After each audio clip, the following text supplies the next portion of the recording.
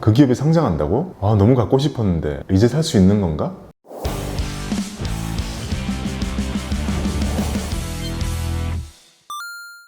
공모주 투자의 첫 번째 팁. 잘 모르는 기업에 대해 청약을 할 거라면 상장 첫날 파는 게 낫다는 겁니다. 보통 공모주 청약으로 대박을 노리지는 않죠. 저평가된 기업을 찾아서 장기간 가치 투자하고자 한다면 그걸 공모주 투자로 하기에는 정보가 너무 제한적입니다. 그래도 공모주 중에서 이미 잘 알고 있거나 좋은 기업이라는 생각이 드신다면 장기 보유할 수도 있죠. 하지만 그런 확신이 있는 것이 아니라면 보통 첫날 파는 것이 나을 수도 있습니다. 보통 공모주 투자는 이 상장이라는 것 자체를 통해서 붙는 프리미엄을 얻고자 하는 투자입니다. 그래서 공모주만 투자하시는 분들은 이 기업이 상장을 한 후에 시장에서의 횡보에 대해서는 별로 관심을 가지지 않아요. 상장하고 나면 이제 그냥 일반 유통주라고 보는 거죠. 그런 유통주식은 기업 자체가 잘하는 것도 중요하겠지만 시장의 영향을 엄청 받을 수밖에 없고 그런 주식 투자는 하지 않고자 하는 사람들인 거죠. 이 사람들은요. 그래서 아무리 좋다고 알려진 기업이라고 해도 상장 첫날 거의 다 팝니다. 좀 괜찮다는 공모주 청약이 뜨면 이 공모주 하시는 부대가 오는데요. 그분들의 프로세스를 알려드리면요. 보통 막 이만한 락앤락이나 서류 가방 같은 걸 가지고 다니세요. 그리고 그걸 딱 열면 엄청난 수의 통장과 도장이 가득해요. 가족 수별로 모든 통장들이 다 있는 거예요. 각 증권사별로. 그리고 그 중에 상당수가 은행 통장인데요. 증권사 지점에 오기 전에 은행에 들려가지고 현금을 최대한 거기서 확보한 다음에 이 증권사로 이체를 해놓고 증권사 지점으로 들어오는 겁니다. 그리고는 온 가족의 이름으로 모아 최대한의 수량으로 청약을 넣는 거죠. 대리인 등록이 다 되어 있어가지고 혼자 업무 처리를 다 할 수 있어요. 그래서 흔히 공모주 투자는 자금력 동원의 싸움이다 라고 얘기를 하는 이유죠.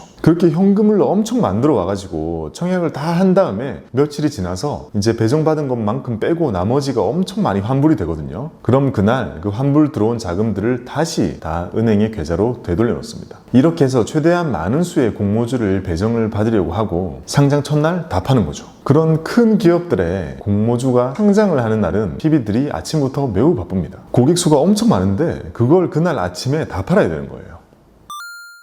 공모주의 두 번째 팁, 둘째 날에 청약한다입니다. 청약은 이틀 동안 진행이 되는데요. 보통 경쟁률은 이 일 내내 실시간으로 경쟁률이 뜹니다. 다들 그 경쟁률을 보고 청약을 하려고 눈치 싸움을 하기 때문에 보통 첫날에는 청약이 별로 안 들어옵니다. 근데 둘째 날로 넘어가고 마감 시간이 다가오면 다가올수록 경쟁률이 확 올라갑니다. 서로 눈치 보면서 기다리다가 못 참고 청약을 하는 거죠. 그래서 공모주 청약 둘째 날에는 보통 그 공모주 부대원들께서 아예 앉아서 기다리시는 분들이 많아요. 이렇게 락앤락 들고요. 그리고는 계속 물으십니다. 경쟁률 얼마예요? 그럼 제가 몇 대 몇이에요? 계속 말씀을 드리거든요. 그러다가 경쟁률이 생각보다 팍팍 오르게 되면 준비해냈던 서류로 바로 청약을 넣고 가시고요. 거의 마지막 될 때까지 경쟁률이 별로 안 나온다. 그러면 그냥 가시는 거죠. 예전에 제가 일할 때는 정말 많은 분들이 창구에서 청약을 넣었는데요. 그때는 막 수시로 다니면서 경쟁률 몇 대 몇이에요? 몇 대 몇이에요? 막 이러고요. 심지어 플랜카드를 만들어가지고 몇 대 몇 이렇게 계속 바꿔서 적어서 들고 막 그랬어요. 근데 이제 인터넷으로 다 되잖아요. 그러니까 그걸 지켜보다가 둘째 날 청약을 넣는 겁니다.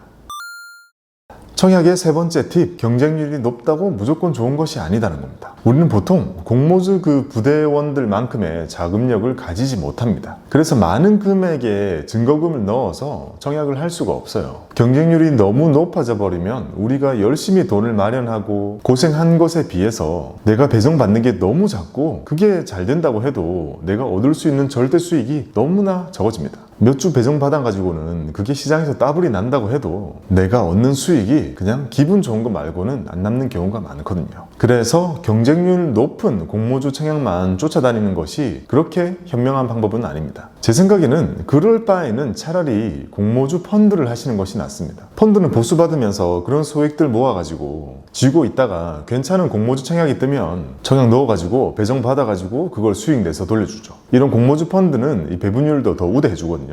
이런 공모주 펀드가 우리나라에도 100개가 넘게 있으니 너무 소액일 경우에는 이걸 활용하는 것이 차라리 낫습니다.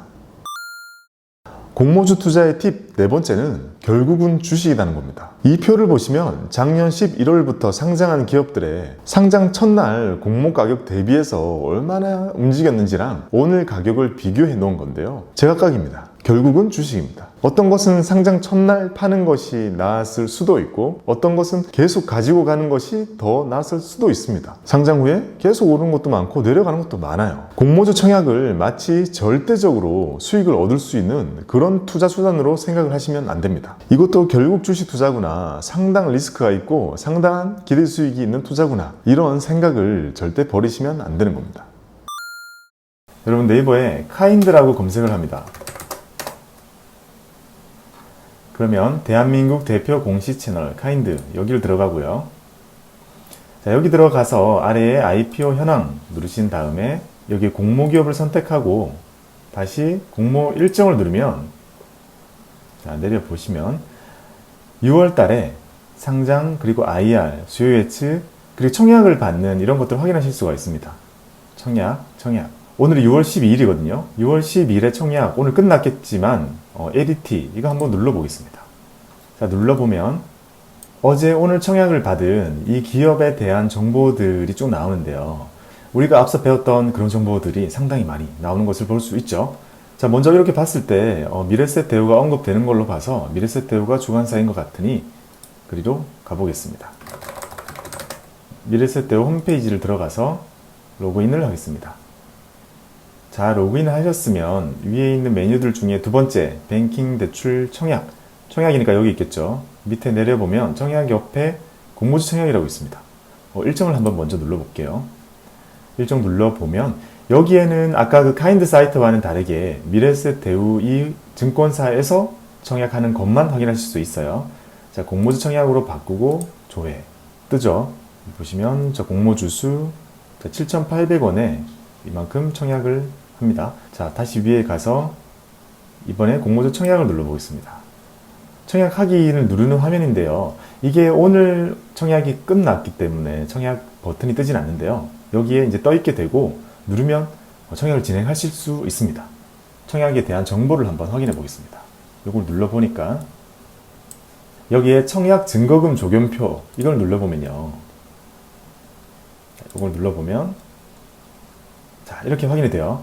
우리 배웠죠? 50%의 증거금이고 한 주에 7,800원이니까 10주를 청약하기 위해서는 자, 78,000원의 절반 39,000원, 20주는 78,000원, 이런 식으로 내가 청약하고자 할 때 필요한 증거금을 확인하실 수 있고요.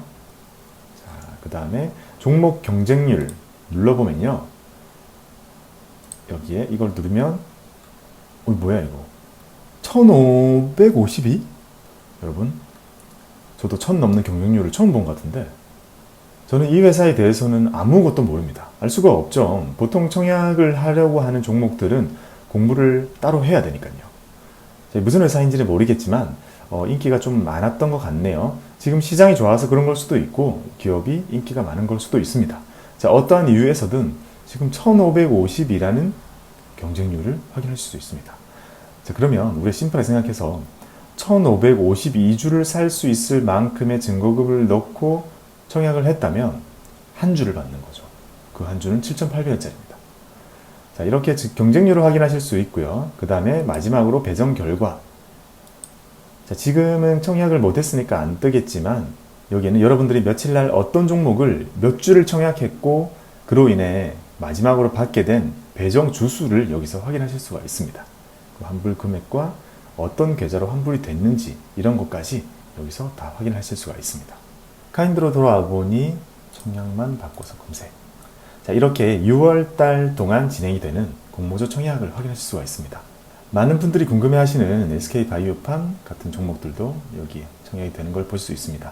여기 앞에 U라고 적혀 있는 거는 코스피 시장으로 상장하는 거고요. 코라고 되어 있는 거는 코스닥 시장에 상장하는 종목입니다. 이런 거 한번 눌러볼게요. 눌러보면 이건 이제 바이오 회사였겠죠. 그리고 여기 눌렀을 때 투자 설명서를 바로 확인할 수 있도록 링크가 되어 있거든요. 이렇게 눌러보시면 이 기업에 대한 아주 많은 내용을 확인하실 수가 있습니다. 이런 내용들을 꼭 읽어보시는 것이 매우 중요합니다. 지금까지 공모주 청약에 대한 얘기를 드려봤습니다. 그동안 바이러스 사태 때문에 상장을 준비하던 많은 기업들이 상장 계획을 미루고 있는데요. 하반기나 그 후에라도 만약에 그런 것들이 다시 정상화가 된다면 괜찮은 기회가 있을 수도 있습니다. 당장 다가오는 6월만 해도 이런 큰 딜들이 예정되어 있거든요. 공모주 투자까지 섭렵하시는 여러분들의 성공 투자를 기원합니다. 감사합니다.